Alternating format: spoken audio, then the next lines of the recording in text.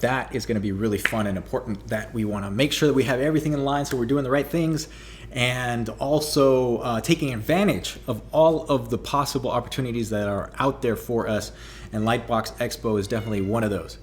So, okay, let's talk a little bit of announcements. Well, first off, I should say, welcome. It's good to see everybody, and I hope to take your story questions, and we're gonna have a conversation about story here too. So don't feel shy, throw in your comments, throw us your questions, and if I can't answer it, I'm sure there's a lot of really fun and intelligent people on this chat that can throw in their comments and answer your questions. So that's going to be cool. The other thing that we do all the time is we post the replay. You can see that on our social media, on YouTube, Facebook, and Instagram.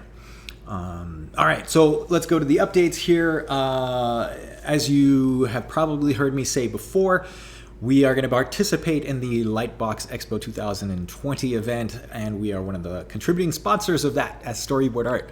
And we're happy to do that because we love networking, we want to meet people, and you want to spread the word about visual storytelling and help some guys get in the industry, and also make new contacts, because it's not just about helping others, although we love to do that. It's also being selfish because we want to build our network. And why do we do that? Because we can use each other in a positive way to bounce off ideas, to exchange job recommendations, to ask questions about like software and things that we don't even know that we might need to figure out the answer, like file formats, certain tricks to do in Photoshop, whatever, everything under the sun. That's why we have a network.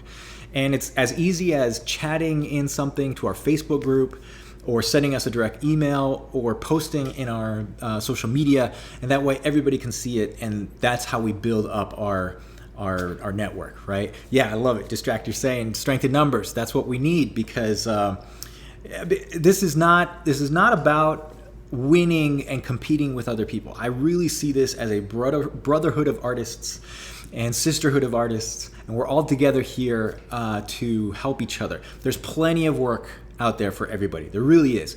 Even if things are tight and the economy's slow and all that stuff, that's fine. That's happened so many times, especially in my career.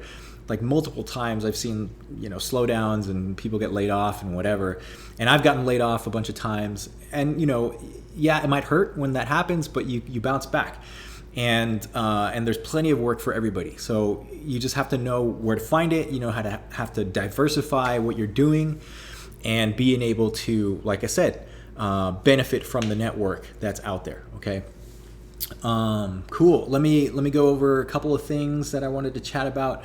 Let's see. Am I missing any announcements? Yes. Okay. So coming up in towards the end of August, we are designing our Drawing and Portfolio Challenge. This is a challenge event where we're going to invite you guys to participate and better your portfolio and better your drawing skills. And this is good timing right before the Lightbox Expo. The reason we want you guys to participate is that if you're looking to show and submit your work to any studios, any clients, or you just want eyeballs on the stuff that you're doing, this would be a good exercise to do, and it's going to be a lot of fun in a group setting. And I'm going to have some targeted exercises for your story portfolio. So if you feel like maybe there's a couple things missing, or maybe you just don't know exactly how to organize your portfolio for storyboards or for story jobs, that's what we're going to be covering. It's totally free because we want everybody to participate. And right before Lightbox Expo, this is a good thing to do because that training is going to continue for, I think it's close to 2 weeks or so. But at least you get a head start and you have something to show. Right? You can get something started. You can put that on your ArtStation. You can put that on your website. You can put that in a PDF. And if somebody emails you, or you contact somebody, even if you're like in a chat room for what's going to happen during Lightbox Expo, you can chat with somebody, make a connection on social media, whatever, share your LinkedIn, and then hit them up and you send them your work. You can email stuff after the fact, and you have images to show. That's a really good thing to have for career-wise, and to back you up. You're looking for work. You want to have a career. You want to keep this thing steady, right? That's the whole idea. Okay. The other thing I wanted to mention is our mentorship program is going to be starting up again. We've already gotten a bunch of questions from people. That's exciting for me. Just a little story is like back when we started this whole, this online platform for storyboard art back in 2008. This was a long time ago, and I didn't know if anybody was going to be interested in visual storytelling. I thought it was just this really small niche, and there wasn't anybody else out there. And we started with in-person classes, and it was a really, kind of experiment. And then lo and behold, we start meeting a lot of people, and it started growing. And I think recently the storyboard discipline, the story artist, the story team discipline has gotten a lot more popular, probably because of the way that. Oh, sorry, we got a little pause on Instagram. The reason story has gotten more popular is just that, media has been much better and much bigger. So you have social media and people posting stuff. You also have a lot more like streaming services, and you get to know the fact that a story artist is actually a very crucial element to any kind of narrative filmmaking production. So that's great. And so to get responses from like the mentorship thing and people looking to get into this, it's great. It really makes me happy. And we're gonna do a really good repeat of our program that we started back in 2018, and this is the first time we've offered this program since then. So that's going to be something really cool to look into, and we have a really awesome guest co-instructor for this time around. So that's going to be really good. All right, I think that covers the announcements, the updates that you guys should all be worried about. By the way, if you missed any of that, come to our website and sign up to our email list, and you'll get those updates totally all the time. So what can I say about today's topic? I wanted to chat about previs and animatic timing. Okay, so let me talk a little bit about previs, especially for those of you who don't know what I mean. Previs, in what I talk about with pre-production and storyboarding and conceptualizing a story, previs is a phase of the pre-production where you actually take either you can work directly from a script, or you can work after the story artists and storyboard artists have created images. And this phase brings your assets and your sets together in a 3D program, and you create a pre-visualization of the shots and the scenes, and they're timed out almost like an animation, like a really rough animation. And it has cameras and accurate cameras, so you're using 3D cameras with accurate lenses, and you create an animatic reel based on that. You time that out, so you're creating, each shot is timed out in kind of an animated way. Now it can be as elaborate or as simple as you want. You can do like keyframe stop, kind of, how should I put this? Keyframe poses that it's almost like stop motion animation. Or you can actually go in there and fully animate and pose out your characters and your cameras. And those can get really elaborate. And we were doing some incredibly sophisticated things in Lucasfilm, and we called that process 3D Story. And it was working directly from the script without actually doing the storyboard pass. That was the story pass. So you really had to understand how to conceptualize the scene and work that through. The key thing that I think was different from what a normal story team would do is that we were now working directly with timing. And this is something that is actually getting more popular as well in the traditional storyboarding departments, because a program like Toon Boom, you can directly draw your storyboard panel and then time that out in an animatic as you're drawing. So that it has that functionality in that program. Go check out some tutorials on YouTube, or go to the Toon Boom website, and you'll see what I'm talking about. It has a timeline where you can draw. There's like a drawing part to that, and then right away you can like extend your panel, you can put a soundtrack in there, and you can make your animatic in a 2D fashion. So what's happening now is you're getting animatics that are timed out very accurately to the end timing of what that scene should be. What we would do at Lucasfilm was we would send that over to the editorial department, almost like raw footage. They would put that into an editing program like Avid, and they would time that all out with temporary sound and temp dialogue, and you create a really accurate story reel. That's the animatic, that's that process. And so previs is very close to that. You're just working in 3D, or also a combination of elements. So a program like Blender has gotten really popular recently because it has a lot of really great tools. It's also free, and it's really powerful. And then you can do there's a drawing engine inside that program where you can draw really sophisticated stuff. and it's already inside that 3D engine. You're essentially drawing on 2D cards that are placed in a 3D space, and you can move those cards around anywhere, and you can rotate, translate, animate, that in relation to the camera. And the effect of that is you create a parallax effect, right? It's almost like a very 3D effect where you see a lot of depth. Even if it's a 2D drawing, you can actually move your camera through, and there's a lot of 3D depth to that. And you're choosing your camera lens and everything there. So there's a lot of cool tricks that you can do in a program like Blender.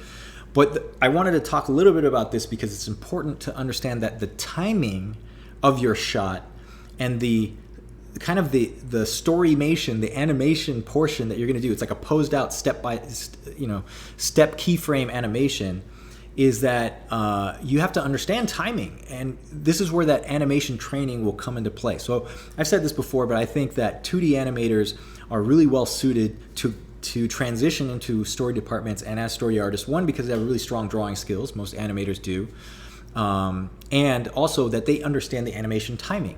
So within a shot, they would know how to pose things out so that it's snappy, it moves well, it's posed correctly in relation to the camera, and then you go shot by shot and you create a whole sequence that way. So I actually came up as an animator. I was trained as a 2D animator. I worked for a number of years as a 2D animator, and I love that. Those skills have kind of rusted away a little bit, but I remember the timing, essentially the technical part of that. You kind of flip your drawings, if you remember back in the day, and look at some documentary footage of like old Disney animators rolling their paper as they're drawing in a 2D way. You do that now digitally, right? You're going to do that in the computer, and I flip back and forth. So you're essentially flipping on your timeline from one drawing to the next, back and forth, so you have this like animated feel, and you create a really posed out and elaborate animatic. The more poses you add, the more you can time things out in an accurate way. This will also give a basis for the animators that come after the story process, so they can understand the emotional beat within the shot that they should be hitting. It's just a suggestion there. Animators will then add to that, and that's why you would add a lot of poses. Now there is a fine balance between that. That's where previs and this animatic step, you can go overboard and you create this like rough animation, right? And that I think is a little bit overboard because you don't have to do every eyebrow move. You don't have to like have the hair flick and stuff like that. People will do like overlap on clothing in their storyboards, which I think is just excessive. A famous Pixar director and story artist, Mark Andrews, says this, that you only need 3 poses in a shot, right? And if you can't get your shot and your story point across in 3 poses, then you haven't done your job right. And I think he does make a good point there. So I think that's smart to do that and understand where you're going there. Well, I just want to say this is probably a good point to open this up to questions. So bring it. Let's talk a lot about that. Oh man, we got some heavyweight superstars on this chat right now. So good hello to Athena. Miss you too. Good to see you. And yeah, all right. Let's get to some of these questions. And wow, I'm flattered that people will come and join and talk on these chats, but let me go through and answer some of these questions. All right. Okay, so Coop the Magnificent is asking, what's the time difference between previs and traditional boarding? That's a good question. The truth to that, okay, let me see if I understand your question a little bit. If you're asking about schedule difference, man, there is no difference. It's like the schedule doesn't change no matter what tool you're using, as far as my experience goes. And so if you get 6 weeks to do a fully fleshed out board, that's all you get if you're doing previs or traditional boarding or whatever. And you have to hit your deadlines. So that is super important, and you want to make sure that you're planning things out right. That's why I say don't go overboard with your previs or your storyboard animation. If you're storyboarding out each and every minute action and acting beat.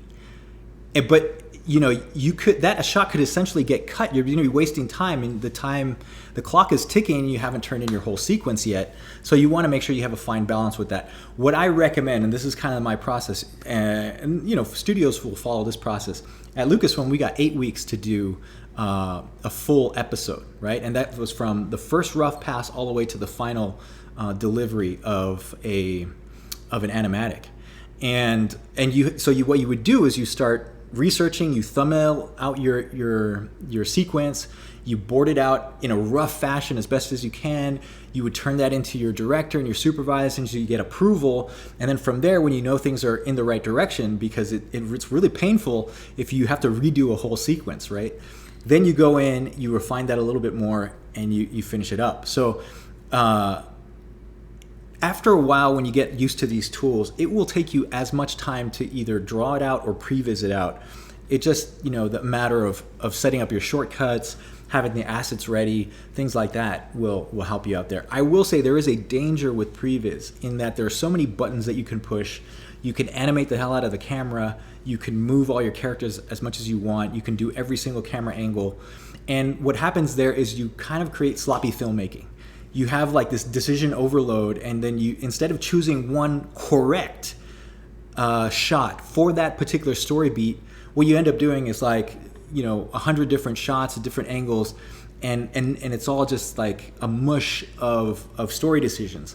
And what you should be doing is you should think about the story point, understand what you're trying to get across there, and then make a decision.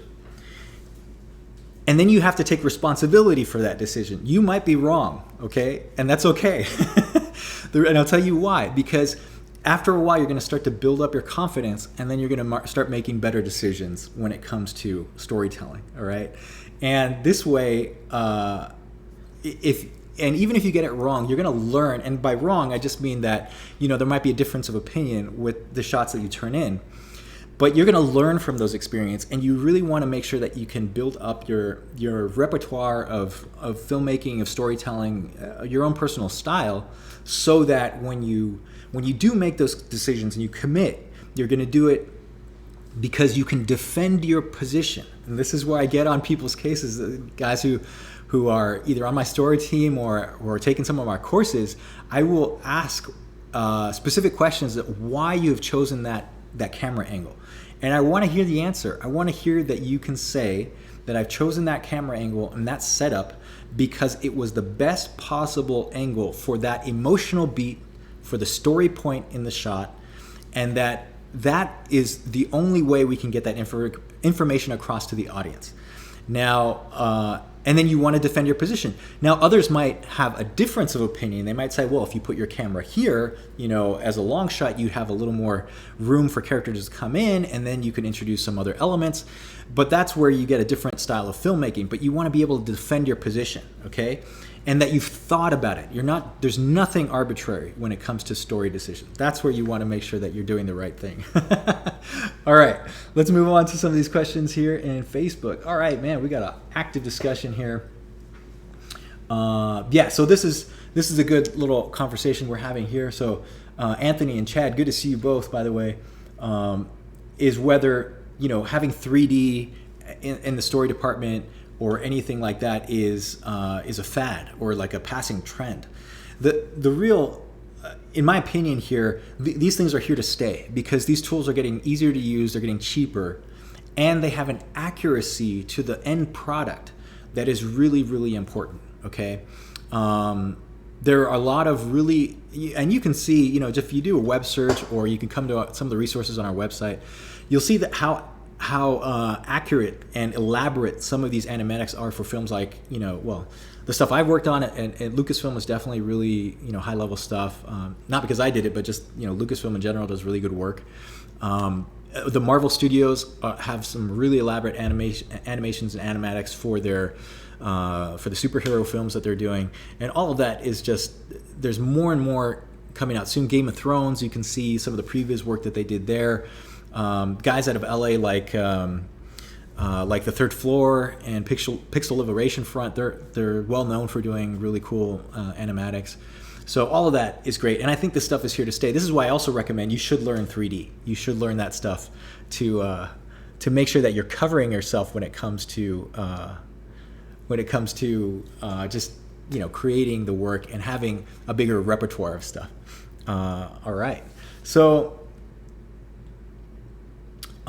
this is another good question and a comment that Joseph here brings up. Joseph Garcia is asking or mentioning here, there's been an issue at the Animation Guild over the scope of board artist jobs regarding timing and their boards. As I understand, this falls on the editor's job. What's your thought on this? Great question. I am of the opinion that as a story artist, the scene that you get is yours and yours alone to direct. Okay? You are a mini director when it comes to your scene, and I really like to take ownership of the emotional decisions and the shots that are within that scene. To me, that absolutely includes the timing. So if I give the responsibility of timing something out to an editor, essentially you're hoping that the editor will also have your similar vision in mind, and a quality editor will understand timing and know what to do. But I prefer, as an artist and as a story artist, and then certainly if I have the responsibility for a scene, to flesh it out fully, so that my first pass and my first attempt at telling the story is a complete one, is a complete blueprint for everybody else to follow. And you're going to see this with guys who are working in episodic TV, guys who are working in feature, Pixar, DreamWorks, all of these places. They make really tight and very thoughtful story reels that the story artist, in conjunction with the supervisors and the directors, have created this together, so that it is a clear representation of the story decisions that they have come up with. I don't like to delegate if I can help it, because sometimes you run out of time, and you just have to sacrifice some of the decisions or the fleshing out or the polish that you want to put on a scene because of time. But I prefer not to delegate anything that goes into that scene that has to do with the story. The timing has to do with the story. The poses have to do with the story. It's certainly the camera angles have to do with the story. And that's all the decisions a story artist needs to be doing and should be making. So, interesting dilemma. I think it's probably irrelevant, in my opinion, the fact that whether you should be timing or your boards out or not. Really, you're a filmmaker. That's what you should be as a story artist. You are a filmmaker, and so make film, make a scene, make it work, and hopefully collaborate with everybody else in the project so that they can enjoy the process too. All right, cool. This is a common question. Let me get to this one real quick from the Drawing Ape. How many boards are required per day? It doesn't work like that on average. You might get hired by a freelance, as a freelance job. They might require you to do or ask you to do X amount of drawings per day or panels per day. That's usually rare. If you're working on script-based projects that have a narrative, story to it, you're not going to necessarily be required to produce anything per day. You're going to be required to execute fully the script pages that have been assigned to you, or the story assignment that's been assigned to you. Okay, so that and really, there is no amount that is required of you per day. Now, that question comes up a lot, and I have an answer to it because people kind of want to know if they're doing it fast or not. Think about this. If, one script page can take a long time, depending on whether it's action-based, work, or dramatic or dialogue-based stuff. So if it's dialogue, it's usually a little bit simpler because there's not that much they're not that many camera setups involved. If it's action and there's a lot of dynamic things going on, you want a lot of angles, you want a lot of cuts, and that takes a long time to flesh out and draw or previs or whatever.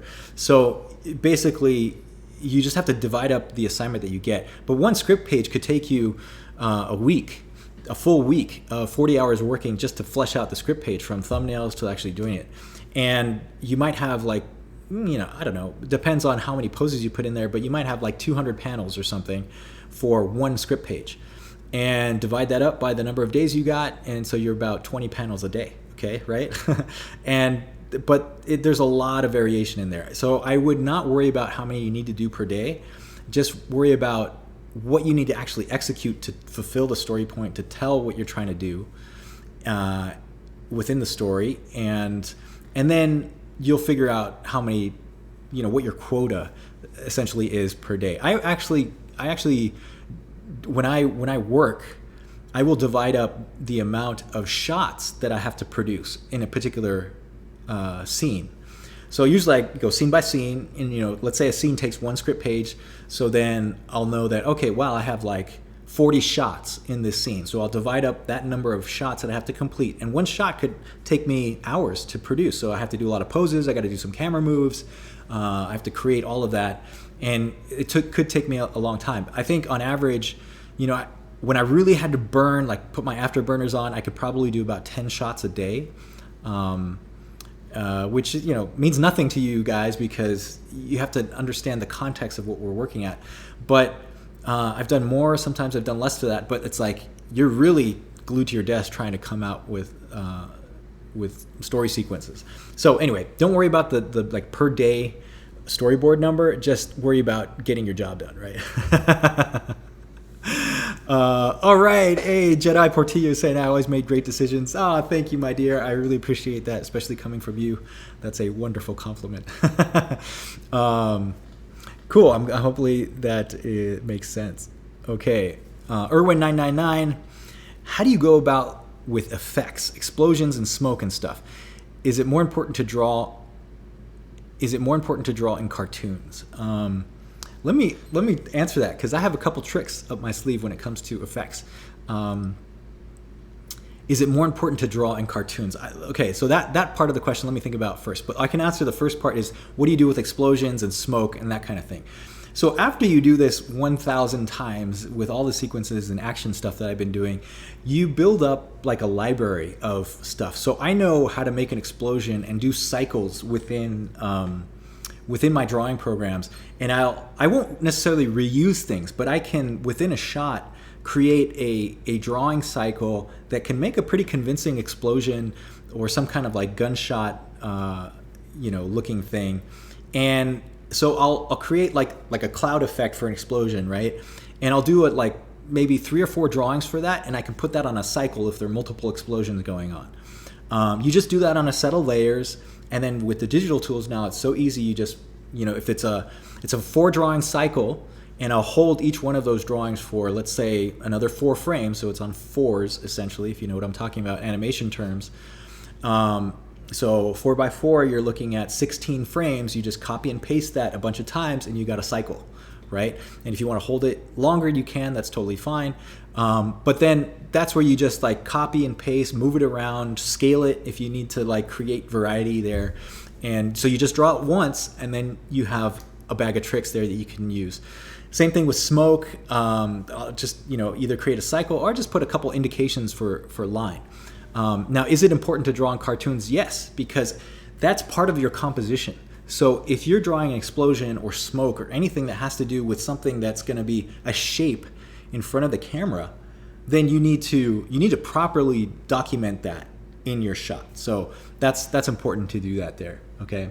So hopefully that makes sense. I think no, actually I should mention about previs. Now that's where you can actually do some really cool things. If you have a library of effects, that's something you just grab a card, you just grab a preset effect, and you drop that into your 3D scene, and boom, you got explosions all over the place. You can create a war scene within a couple of minutes, and that's really great. In fact, at Lucasfilm, we had our visual effects supervisor gave us a library of things that we can just drag and drop into the scene. And again, it's like kind of a double-edged sword there, because they end up asking for more and more quality. And after a while, it does take time to create a big battle scene or something. And even if you're dropping in cards, then they want it really elaborate, and the smoke and clouds and all kinds of crazy things going on, laser fire. And it does take some time to animate that and set it up. But it looked really good at the end. It was like super exciting to see all of these elements going off, and it was just a pre-vised out shot. So that's pretty cool when you get there. Of course, there's a caveat to that. You have to have that all set up beforehand. It was, it's a very luxurious environment when you have an asset team. You have a visual effects guy who's able to create these cards for you. Sometimes I'll just look on the internet and download stuff and put it into my shot. So that works well too. There's all kinds of shortcuts there.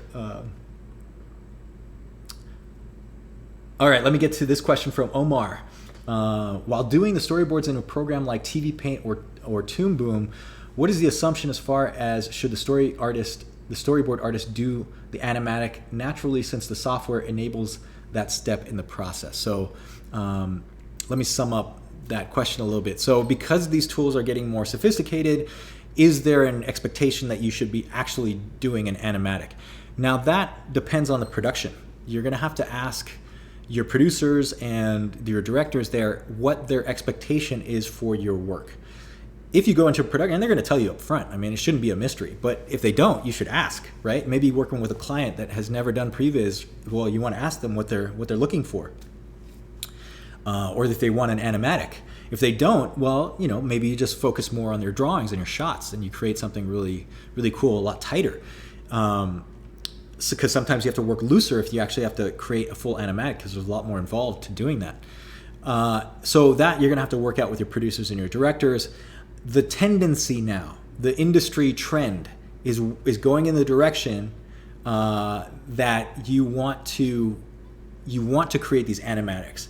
The reason why, and the story departments are doing more of these animatics. You'll see that on shows like Teenage Mutant Ninja Turtles and anything that Lucasfilm does that I've been part of. Or it's just because software like Toon Boom and TV Paint and even Photoshop, you can do timeline, After Effects, Premiere, all these things. You can time these things out. So as the tools get more sophisticated, you can get a much more accurate representation of the story reel, and you just hand that. You don't even have to say anything anymore. You just hand that off to the layout department, and you say, copy this, okay? Copy my timing and my shot camera angles exactly. All right. Now there's some variation there. It's never that easy, but at least you're going to be able to do something like that, and it's just you create a really solid blueprint for it. Cool. All right, guys, I think this might be a good place to, well, actually, let me get this one more question in here, and then we'll call it a night. So, because I think this is a cool question here. So, Irvin999 is asking again, is it normal to be a freelance story artist? I don't hear much about those people, mostly concept artists. Well, I guess you're going to have to define normal. So, it's, normal for you, depends. Let's say the industry trend here is that there are many different classifications for jobs. You have your staff position, which is going to be working kind of a longer term project, maybe something like a TV show or a feature film. You're going to want to be on staff, okay?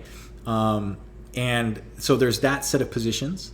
Then there is contract work where you're just hired on for a short amount of time. This could probably be like live action films, or if you're doing like commercials or like a video game project, you might be hired on as a contractor to do some cinematic cutscenes, and then you're on a shorter amount of time. I would consider that kind of like a freelancer type work. Then there's like what you would traditionally think of as a freelancer, where it's like you're getting a one-off job from a client that is just doing like one specific project, and then that might just be for 2 or 3 days, like an advertising job. Or maybe nowadays people do apps and they want you to kind of visualize what you're going to storyboard out in their videos. So things like that, you might get a job like that. And so that's the more freelance thing. It all depends. I think you should cover all your bases. Some people are more comfortable working in a staff position or an extended contractor position. and others are totally fine doing freelance.